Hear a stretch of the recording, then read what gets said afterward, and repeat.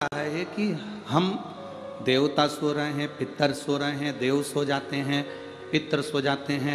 16 दिन तुमने देव पितरों की पूजन करी, 16 दिन श्राद्ध करा, 16 दिन पिंडदान करा, 16 दिन तर्पण करा, 16 दिन तुमने पितरों के निमित्त ब्राह्मण को भोजन कराया, अन्नदान दिया, गौदान दिया।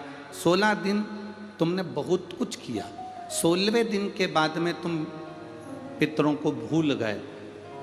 शिव महापुराण की कथा कहती है, जब हम शंकर भगवान को एक लोटा जल चढ़ाते हैं, उसमें से एक हिस्सा हमारे पितरों को प्राप्त होता है। मतलब हमारे पितर हमें याद करते हैं और हम हमारे पितर को याद करते हैं। अब भले तुम्हारी दृष्टि में तुम पितरों को बुलाओ ना बुलाओ, पितर को तुम रिझाओ ना रिझाओ, पितरों का तुम नाम ले मत ले। शंकर जी को जल चढ़ाया, मतलब वो जल का एक हिस्सा पितरों के पास में पहुंच गया। शिव जी को जल चढ़ाते से एक हिस्सा पितरों के करीब में पहुंच जाता, पितरों के पास पहुंच जाता।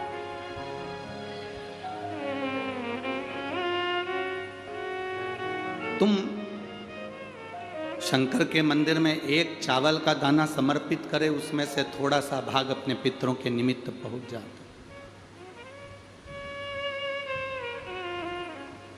आप किसी को भाग अन्न का दे रहे हो, उसका एक भाग पितरों के निमित्त पहुंच जाता।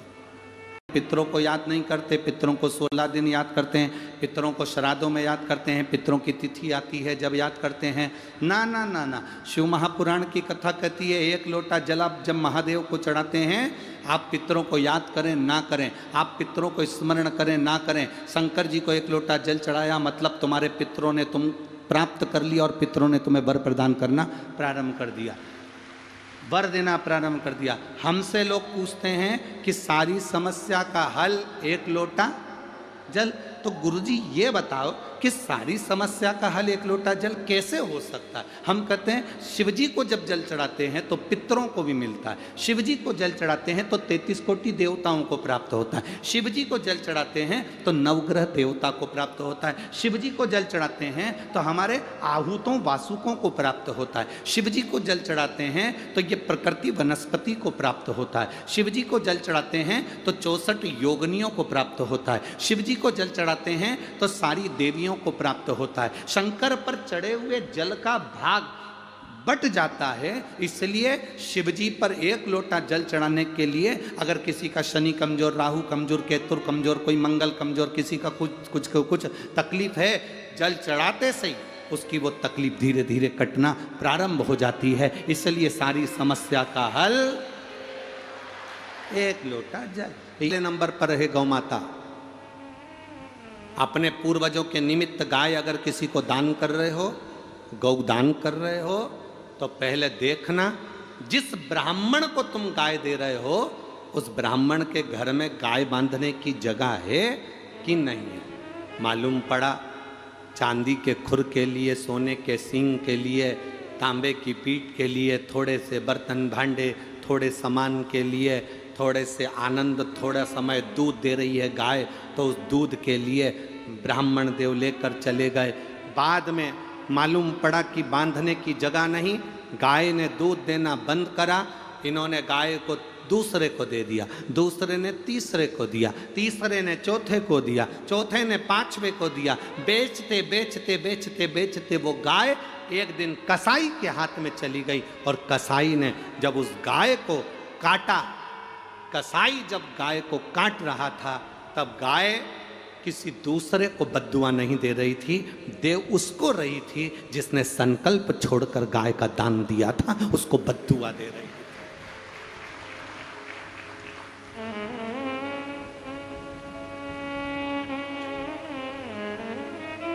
गाय 50 बार सोचना गौ माता को देने से पहले, गौ माता को देने से पहले 50 बार विचार करना कि गौ माता तुम्हारी सही जगह जा रही है कि नहीं जा रही है।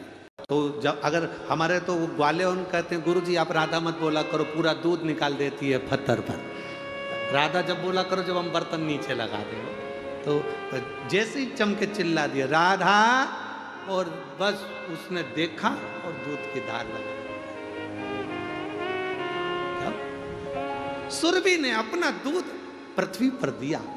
दूध दिया तो गंध कश्यप मुनि के नासिका तक पहुंची। कश्यप मुनि का नियम था, भगवान को जब भी कुछ देते थे, जो उनको अच्छा लगता था वो शंकर जी को दे देते थे। कश्यप मुनि को वो गंध अच्छी लगी तो उन्होंने संध्या करते करते भगवान शिव को गाय के दूध की गंध शंकर जी को समर्पित कर दी। दिल से दे दी कि भोलेनाथ ये तुम्हारी है, ये तुम्हारी है, दिल से दे दी।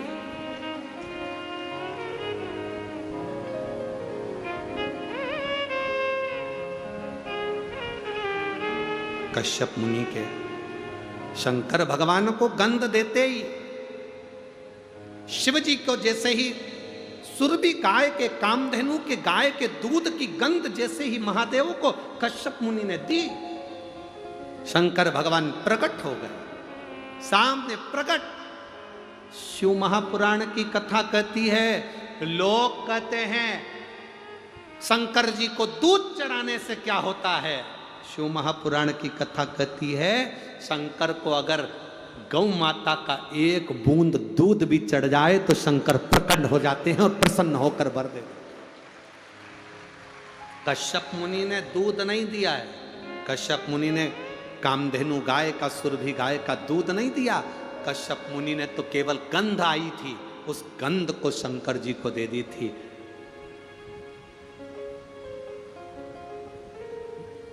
गंध शिव को दी और वो गंध ओम, महामृत्युंजय मंत्र का स्मरण करते हो। ओम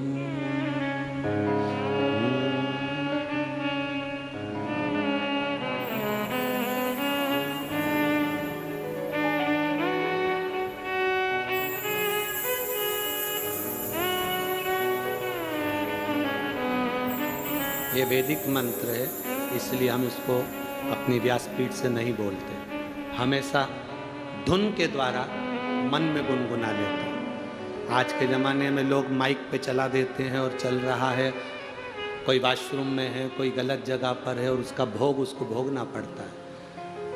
ऐसे ये बोले और आप मन में ध्यान लगाकर इस मंत्र के साथ चलिए। एक बार वापिस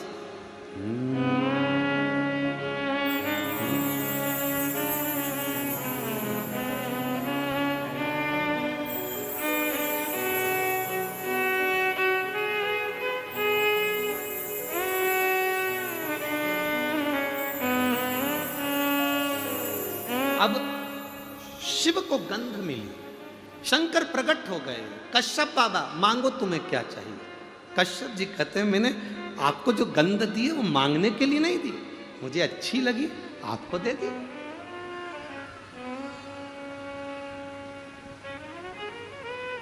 मुझे अच्छा लगा मैंने आपको दी। बाबा प्रसन्न हो गए। शंकर जी ने कहा कश्यप बाबा मेरा मन करता है ये सुरभि आपको मिल जाए। कश्यप ऋषि ने कहा कि ये सुरभि मुझे मिल जाए, अगर मैं सुरभि से विवाह करूं, शर्त एक है आपको सुरभि के कामधेनु के गर्भ से जन्म लेना पड़ेगा, तो मैं सुरभि से शादी कर सकता। शंकर भगवान प्रसन्न होकर कहते हैं सुनो कश्यप ऋषि, तुम मेरे कहने पर अगर सुरभि से कामधेनु से विवाह कर रहे हो तो ये शिव सुरभि के गर्भ से 11 रुद्र अवतार के रूप में प्रकट होगा। ये शंकर 11 रुद्र अवतार के रूप में कामधेनु गौ माता के उदर से प्रकट होंगे।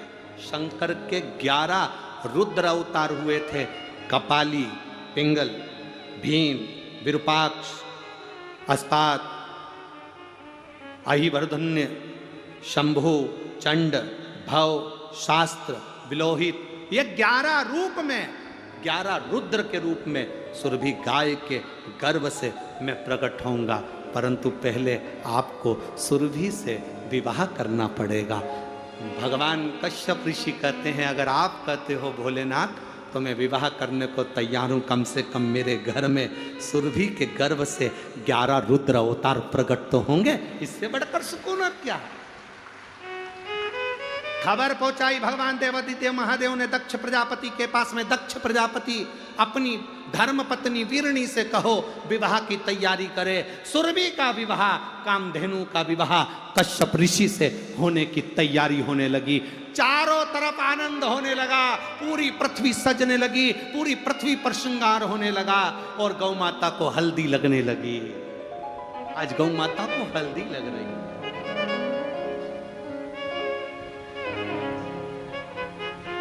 सुंदर ओढ़नी गौ माता को ओ मैया। तो यह कथा क्या गलत कह रही है? अब तुम्हें कोई गलत बात लगी क्या इसमें? फिर भी लोगों ने कह दिया जिनके यहाँ बेटी नहीं हो तो उनके लड़का लड़की ना देवे। निवेदन, जिसके घर में बेटी होती है उसके घर में अगर कोई माता पिता अपनी बेटी की शादी करते हैं, जब उसकी बेटी विदा होती है तब माँ को मालूम पड़ता है कि बेटी का दर्द क्या होता है। जब तुमसे कोई दहेज मांगेगा तब मालूम पड़ेगा कि दहेज देना कैसा होता है। सामने वाले से तो कह दिया 50 बाराती आएंगे, अच्छे से खिलाना, डिनर सेट देना, ये सेट देना, वो सेट देना। जब तुमसे कोई मांगेगा तब मालूम पड़ेगा कि बेटी का देने का दर्द क्या होता है। जब तुम किसी की बेटी को, अगर थोड़ा सा तुम्हारी बेटी को दुख होगा तो तुम्हारे घर में जो बेटी है, बहू है, तुम जान पाओगी कि मेरी घर में भी किसी की बेटी रहती है। अगर मैं अपनी बेटी को सुखी देखना चाहती हूँ तो पहले मैं अपने घर की बहू को सुखी रखूंगी, तब मेरी बेटी सुखी रहेगी। हम सुधरेंगे, बोलो जम के बोलो रे जरा, हम सुधरेंगे। इतने धीरे बोलोगे तो कभी नहीं सुधरेगा। जरा दम से तो बोलो, हम सुधरेंगे, युग सुधरेगा। हम बदलेंगे, कब सुधरोगे? बस फिर तो युग सुधरा है। नहीं, संतान का सुख नहीं, आप कृपा करिए। वशिष्ठ बाबा ने कहा मेरी गाय ये नंदनी लेकर जाओ, इस गाय की सेवा में लग जाओ। ये गाय बैठे तो तुम बैठना, ये पानी पिए तो तुम पानी पीना, ये भोजन करे तो तुम भोजन करना, ये कहीं आराम करे तो तुम आराम करना। इस गौ माता की सेवा में लग जाओ, क्योंकि तुमने गाय का अपमान करा, इस गौ माता का तुमने सम्मान नहीं करा। सनातन हिंदू धर्म कहता है, हमारा राष्ट्र कहता है, हमारा सनातन धर्म कहता है, गौ माता अगर बीच राह में कहीं दिख भी जाए तो हमारी गाड़ी को स्लो कर पहले उसको प्रणाम कर लेना चाहिए कि माँ तेरी कृपा, तुझ में 33 कोटि देवता विराजमान है, तेरे अंदर 33 कोटि देवी देवता विराजे हैं। माँ तू करुणा करना, माँ ऐसी कृपा करना कि मेरी झोली खुशियों से भर आ जाए। किसी शुभ कार्य के लिए जा रहे हो, गौ माता का स्पर्श कर जाइए, कार्य में सफलता होती है।